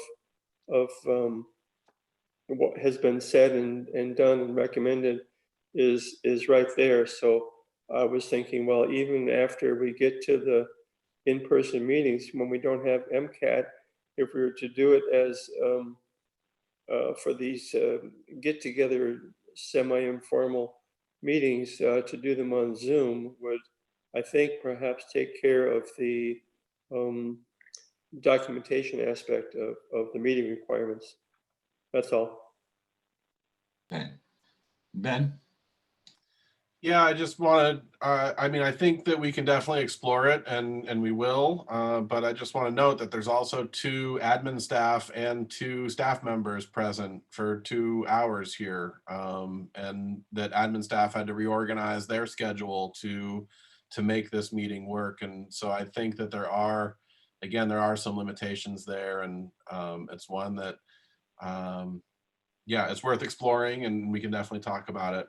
I just want to address the CIP thing, and I'm sorry if I gave the impression that it was too late for board input. It's not. There's, the board was helpful in the discussion last month, and I'll bring the actual list to the board in August to review.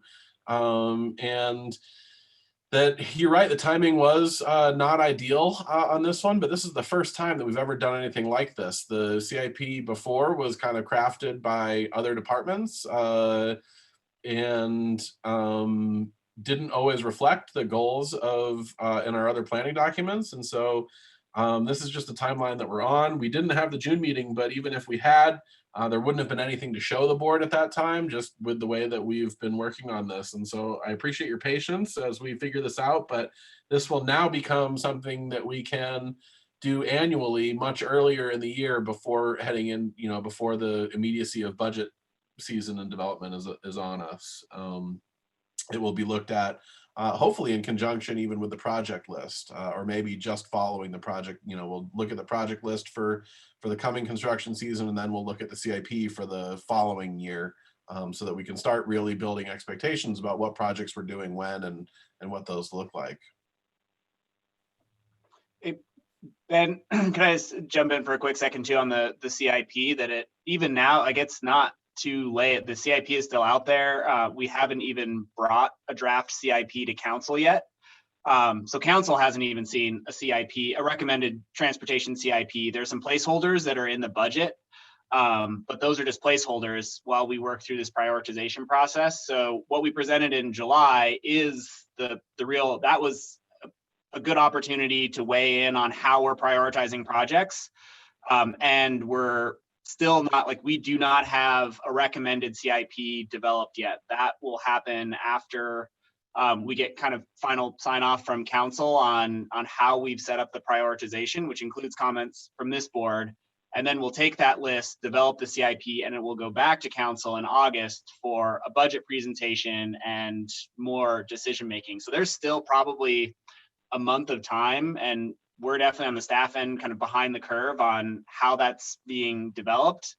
Or just the timing. Ideally, we would have our full CIP list right now, but because we're trying to take this more proactive, planning-based approach to the CIP, it's just taking us longer. So there will be time at the August Bike Ped Board meeting, even, I think, for members to weigh in on that. So I wouldn't characterize that as a missed opportunity. We're in the middle of it right now, and there's only, I think, so much we can do to get that to the board ahead of time. So just to put that out there, that there's still plenty of time to weigh in on the CIP. All right, thank you, Aaron. Jesse? Okay, so then in the spirit of having a work plan with deliverables and actionable items, then I would say at our August meeting, which would precede the city council's budget meeting, that we, in our agenda, we talk about the capital improvement project list and give an advisory opinion to the city council. And so that's my goal. My goal is for our meeting and our discussion that we volunteer our time to have, to end with a deliverable, actionable product of this board, which is an advisory opinion to the city council from the Bike Pedestrian Board at the end of our meeting. And you're saying, and I like the idea that it's in this department and that it's being done more transparently. And I'm sure next year it'll be way faster and easier, because the first time's always the hardest. But I also think that if we do have the opportunity as a board to talk about the top ranked items and give our views on them after we've looked at them and discussed them, then what feels like meaningful to me is I've now volunteered 2 hours of my time to discuss this. I would like to, at the end of it, issue an advisory opinion.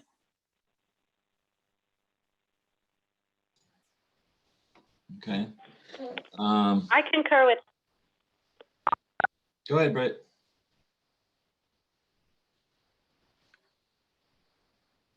Did we lose you, Brett?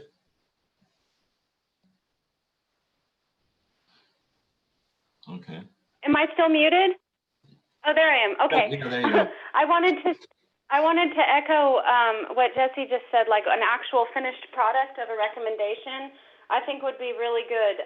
Even if we're just saying the same thing every month, if we just say, hey, we want to better this, we want to better that. Like, I mean, I do think that we should have more of that. And it gets into a little bit of a logistics. Like, I know if we want to pass a motion, we have to have the motion itself in the agenda. So that's just advanced prep work that I guess we have to get better at doing. Back to the work plan. Yeah, absolutely. I agree. And that's something Ben and I can work on, and, Aaron, and, just as part of our duties as getting the agendas put together. So speaking of, right now, while I got everybody, is there anything that people would definitely like to see on the August agenda?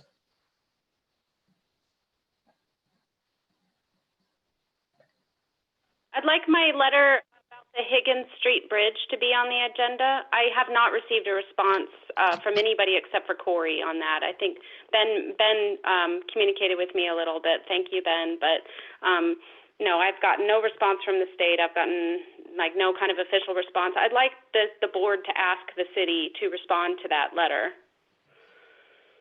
Okay. Jesse?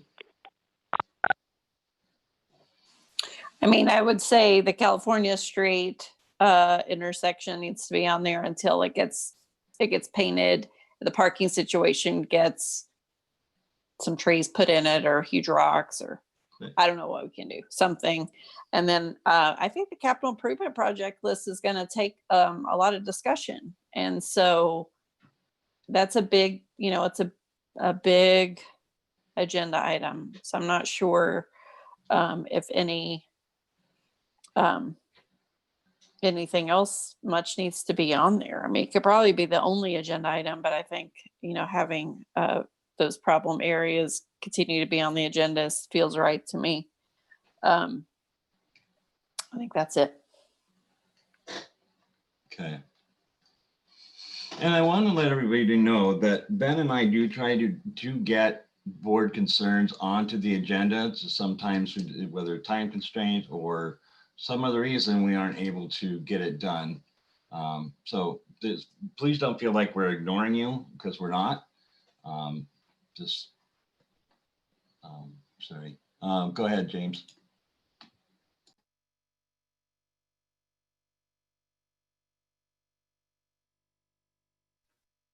Hi, this is just to address what Britt was talking about, the public health concern for Higgins Bridge in its current state. Britt, if we're putting the item on the agenda, should we seek some guidance from Public Health Department and see if they can give us some sort of actionable response, like signage for public health concerns, or any kind of a measure that could be taken immediately that we could vote on and then push to City Council? That's what I'd really like to see, and I think this just ties back into what Jesse says, like, let's get some other people from different city departments in there.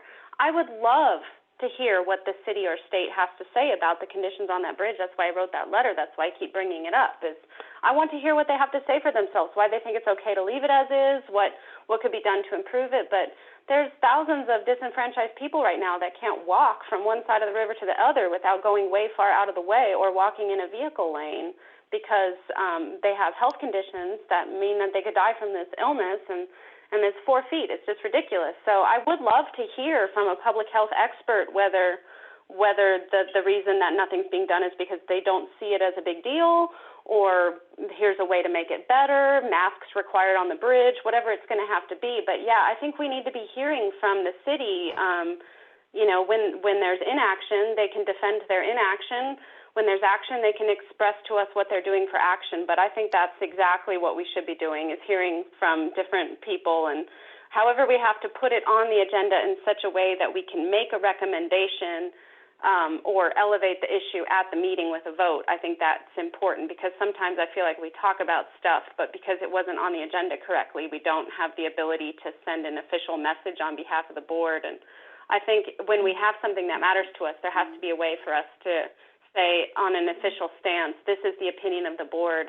Greenways, for example, I mean, it's our position that we need those now. Yesterday. So those are the kinds of things that I'd like us to be able to make a recommendation at a meeting that actually gets to the right people, or that the right people can come and talk to us about what they're doing about it. Good.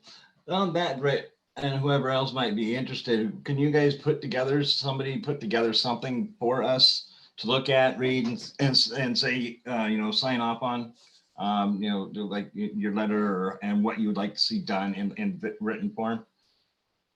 Yeah, I mean, you have my letter. If you could just attach the letter to the agenda, and then my thought that would be the easiest paperwork is that the board could just concur with my letter. Okay. So if you do, I mean, by all means, we can discuss it, and if we don't concur, then we don't concur. But if the board concurs with my letter, then it would be easy to just adopt my letter as a position of the board. So that, I would say, just put my letter on the agenda with a motion to adopt it. Okay, Jessica?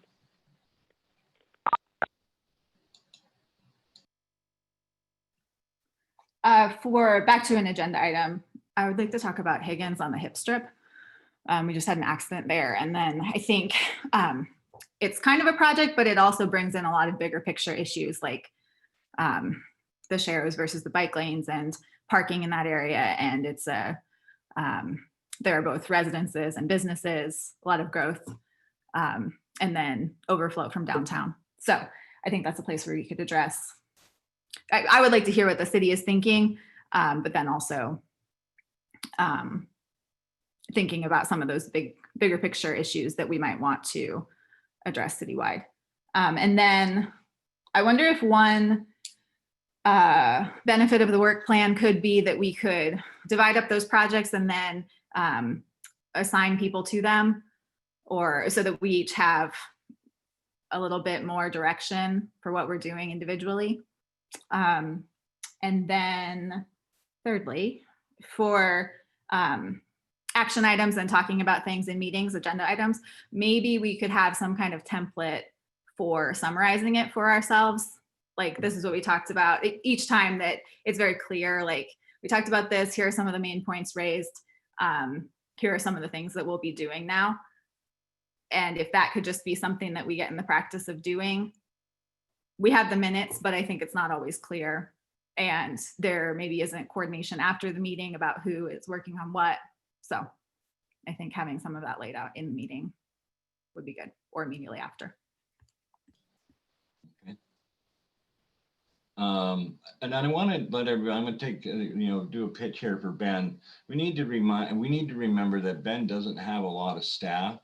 And from what I understand, the city doesn't really have a whole lot of staff. They need like 2 or 3 more full-time employees to just help with just admin stuff. So just keep that in mind. And then we can work toward a solution on that too. Jesse? Right. So along those same lines, I mean, part of the beauty of the work plan is that it will spread around a lot of the staff time. And so I think, we have certainly 3 projects, the whatever project list, the long range plan, and the capital improvement projects where we're going to be seeing Ben and Aaron. However, I want to be clear about whose responsibility is it to ask public health to come and speak to this board for the Higgins Bridge, because I would assume that it is not Ben's responsibility, and I don't want to add to his workload. I would say it's the chair's responsibility, or someone that the chair designates, who would go reach out to the public health department by phone or email, invite them to the meeting, or invite them to write a letter about the issue that we are discussing that will be shared at the meeting. And so I think that should be delegated along the same lines as making sure that Ben isn't being asked to do everything that this board has raised as a concern. Yeah, I can. I already sent the email. Oh, well, he's already got me. I just did it while we were chatting. Thanks though, Jesse, for the consideration. But I don't know if I sent it to the right person. So I just said, hey, this is the concern, who is the right person to talk to? So I'm waiting to see. And so hopefully we'll get someone at that meeting. Okay. Jessica? I do think that there's some benefit to board members sending emails and reaching out to public, different departments as well, though. So we could try to do that more, because just opening those conversations, we're more familiar with who's in charge and who, what's happening in those departments. They know us. I think that could be good for opening those conversations. Yeah, this is Britt. I just type in, Corey did suggest that I write to the environmental health department, or maybe that was Ben, and I did that actually and received no response. So I think it somehow, maybe what we need to do is have like some kind of protocol where I can, when I correspond with the city like that they have some incentive to actually open and read my email versus just, oh, this is some random person off the street emailing me. I don't think I can email on behalf of the board without a specific authorization, but when the board chair or when the staff emails the city, it seems to go farther.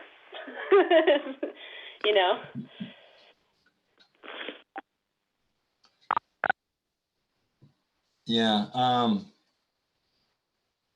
I've seemed to have gotten a little bit, it's not that I have access that nobody else has. It's just, it seems like it's got their ear bent a little quicker. So that's not like to say there's some specific special power to being chair. But yeah, Gene, you have comments? Yeah, just on the, I wanted to say that I like the idea of what Jessica had said about, I think it was her, as we wrap up meetings, that we take, 10 minutes or so to kind of coalesce, what has been agreed upon, and so sort of kind of put things in a nutshell. So I think that's a good way to maybe improve the structure and clarity of what we're about as we wrap up meetings.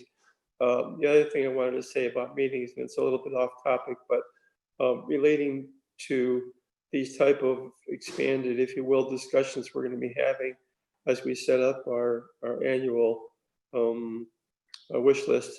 When things are coming in with these projects, and I'll use the recent example of the East Broadway Highway 200 corridor, I think these type of things where there's been a PowerPoint presentation type of thing, or where you have diagrams that we can go in and look at, I think maybe that's the type of thing that can be sent out by an agency or development services agency to have the board review and look at and kind of make a note of questions they have, sort of as homework before the meeting actually starts. So then we can come into a meeting and maybe not spend the 40-45 minutes going through something, and then sort of be on the spot almost for trying to come up with rational questions and discussions as we've been presented with something just a few minutes before. So that's one thing I'm putting out there as a possibility. Yeah, and on that, I agree with you, Gene, that the last meeting, there was a presentation that was given, and there were some very specific questions asked of the board, but we couldn't adequately respond because we didn't have the information to be able to give a good opinion or, give good advice. Jesse? Yeah, so a little bit of a follow up from the last meeting as well. I'm interested in the neighborhood greenway in my neighborhood, and the neighborhood leadership council published it, or is going to publish it in the newsletter for the neighborhood, and then they're capable of sending mail to the people who live on Gerald, which is our neighborhood greenway, and tell them you live on a neighborhood greenway and what it means and that kind of thing. And I was referred to Engage Missoula to kind of get involved in a discussion around signage on the neighborhood greenways and what people are doing, but I can't find anything on the Engage Missoula. I comment on almost every project. If you haven't checked out that website as a board member, it's really slick. I like it a lot. Pretty easy to use. But I guess my question is, the neighborhood council agreed to educate people about what a neighborhood greenway is in the newsletter, which I appreciated so much. But if there's going to be signage placed in people's yards or a flyer mailing to them, there's no funding for that at the city level, I've been told, and there's no funding for that at the neighborhood level. And so then it becomes, if the neighborhood leadership council or I decide we're just going to make some signage on Canva and print it and mail it to those people who live on Gerald and give them the option of putting a sign in their yard, is that okay? So if the city can't fund something, but it's a city designation, then is at the neighborhood level, then if people want to take it on, is that an option?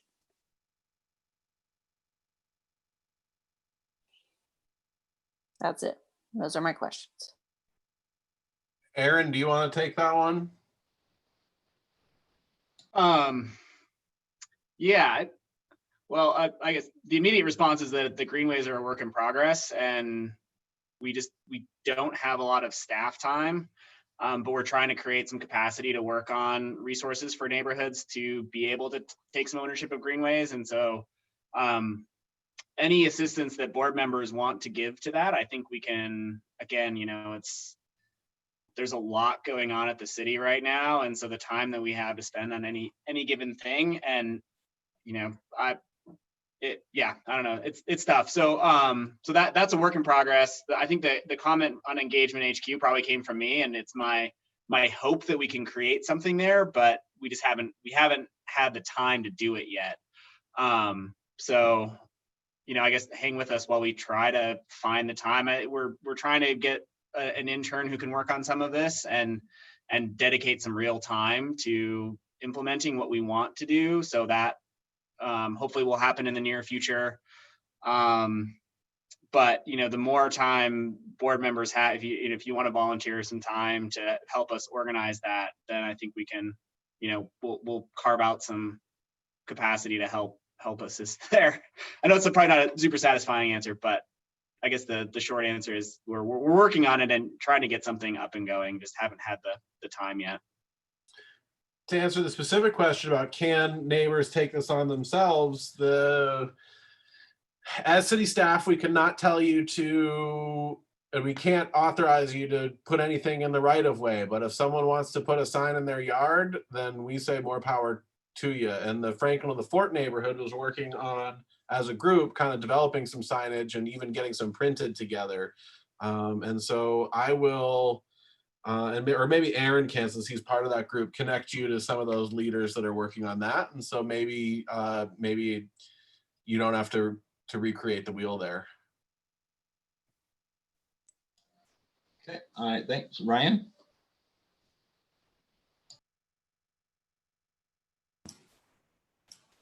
I almost forgot I rose my virtual hand there. I guess I just had kind of a general comment about, I was just thinking about the fact that when we, I guess I have a concern about how we go about debating what kind of recommendations and things that we want to put out, and what, like I'm thinking about, like your letter, Britt, like it's the type of thing where it's not specifically your letter, but it's the concept of a board member, board member XYZ, and does something that is on behalf of the board without the board having a really robust conversation about the details of what that recommendation is. And I've always felt like there's subtleties in different recommendations that it never feels like we have a real organic conversation about fine tuning that stuff. That's just been a concern of mine. I think it's just part of the limitation of the format of our meetings. It's even worse in Zoom, but it was definitely still difficult in the rigid meetings to actually have a real conversation about something because of just the way that we have to rigidly talk. And that's always been challenging to me. And I don't know what the solution is to that. But it is tough for me because I'm like, well, I'm not fully on board with that, but overall I'm kind of on board with this. But then the board's making a kind of a rigid I guess that's why the recommendations kind of seem to end up fairly rigid, and maybe don't have as, I guess I'm kind of rambling a little bit, but this sort of relates to what you said, Eugene, about us having more time to review things beforehand, so then we can come in prepared, and then we can also have somehow we can actually have a more robust conversation about what our recommendations really want to be, and they're not just like foregone conclusions. It just seems hard that in the 2 hours that we have every month, it doesn't seem like there's really enough time to have a true conversation about how we really want things. We have like a teeny little bit, and then we seem to move on to other topics.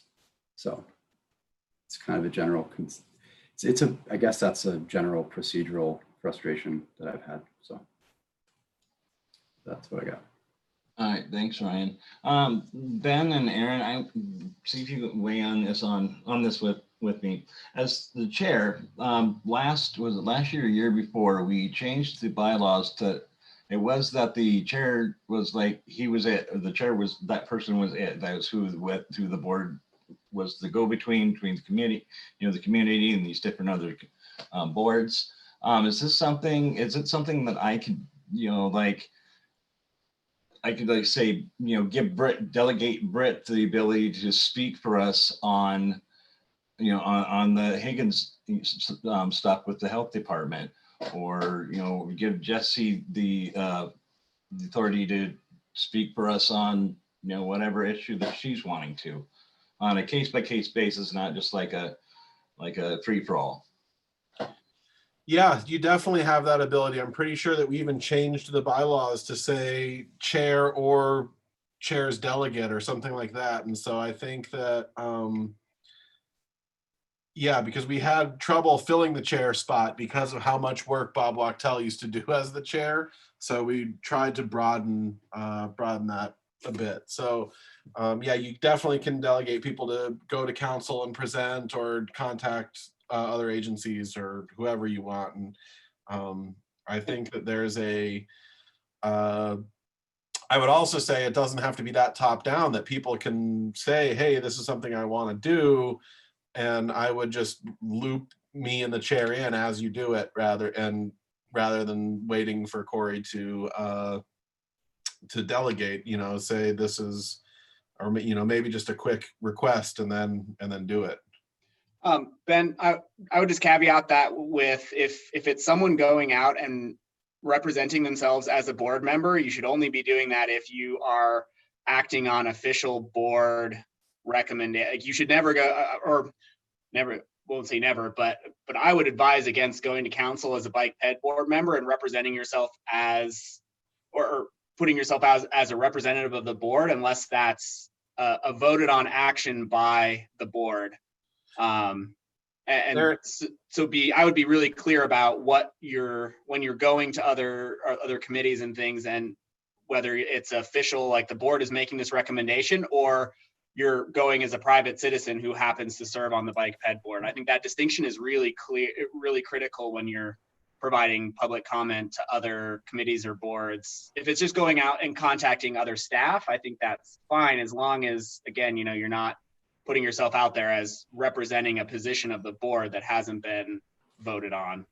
Yeah, sorry to interrupt. I was talking about inquiries rather than reporting out. I thought it was asking questions that we were talking about.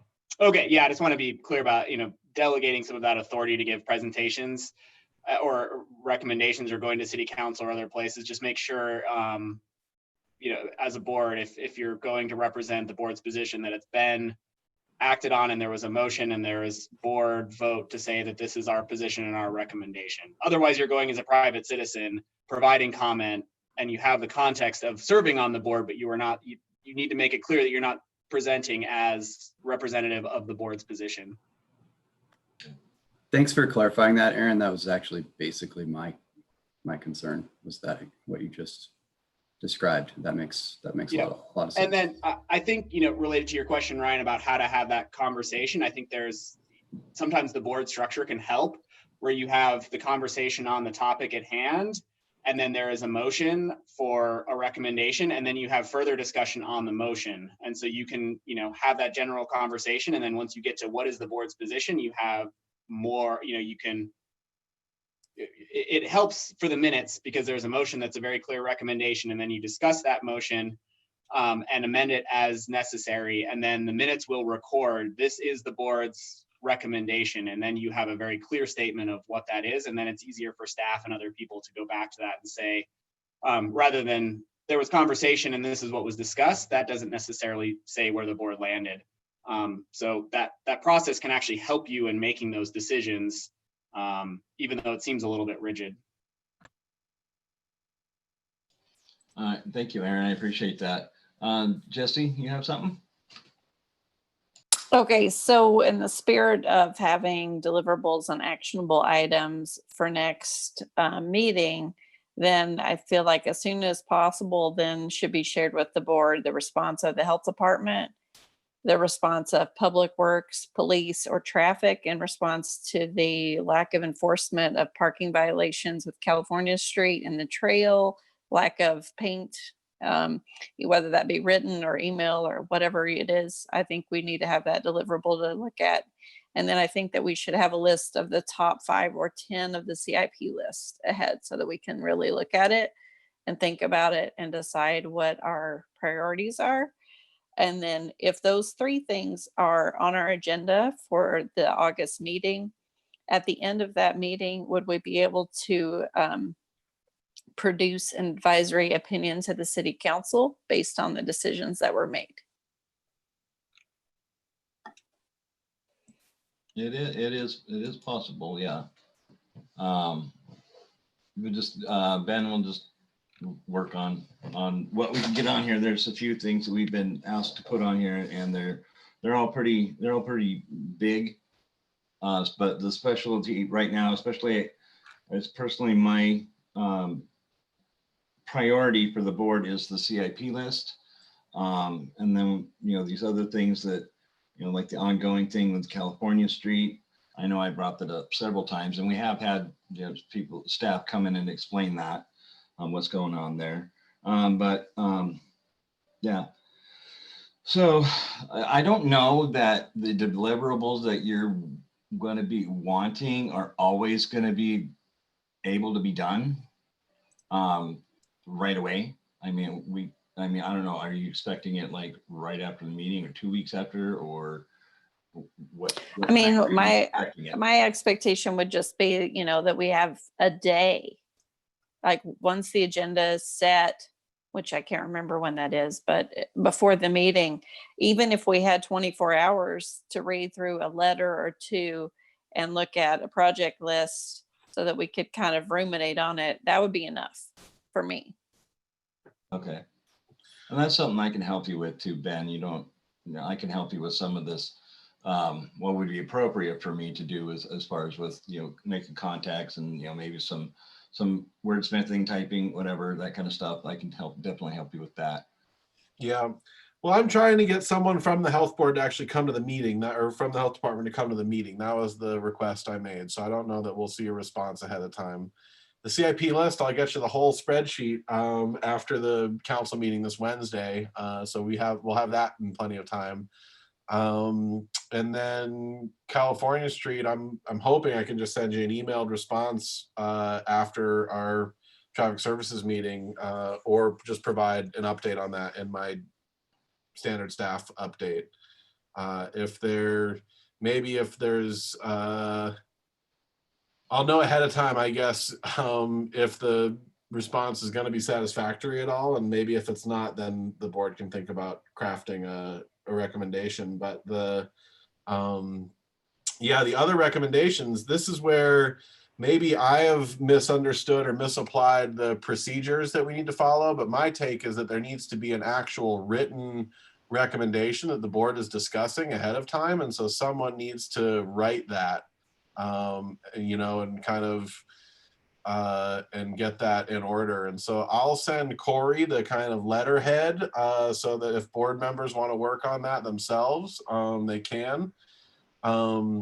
But my understanding is that we've needed a written, like for something to go to council, we want a written recommendation that needs to be presented to vote on at the meeting. And so that's usually why discussion happens at one meeting and then the vote happens at the next meeting, because the discussion happens and that informs what goes in the letter, and then that letter gets read and approved at the next meeting.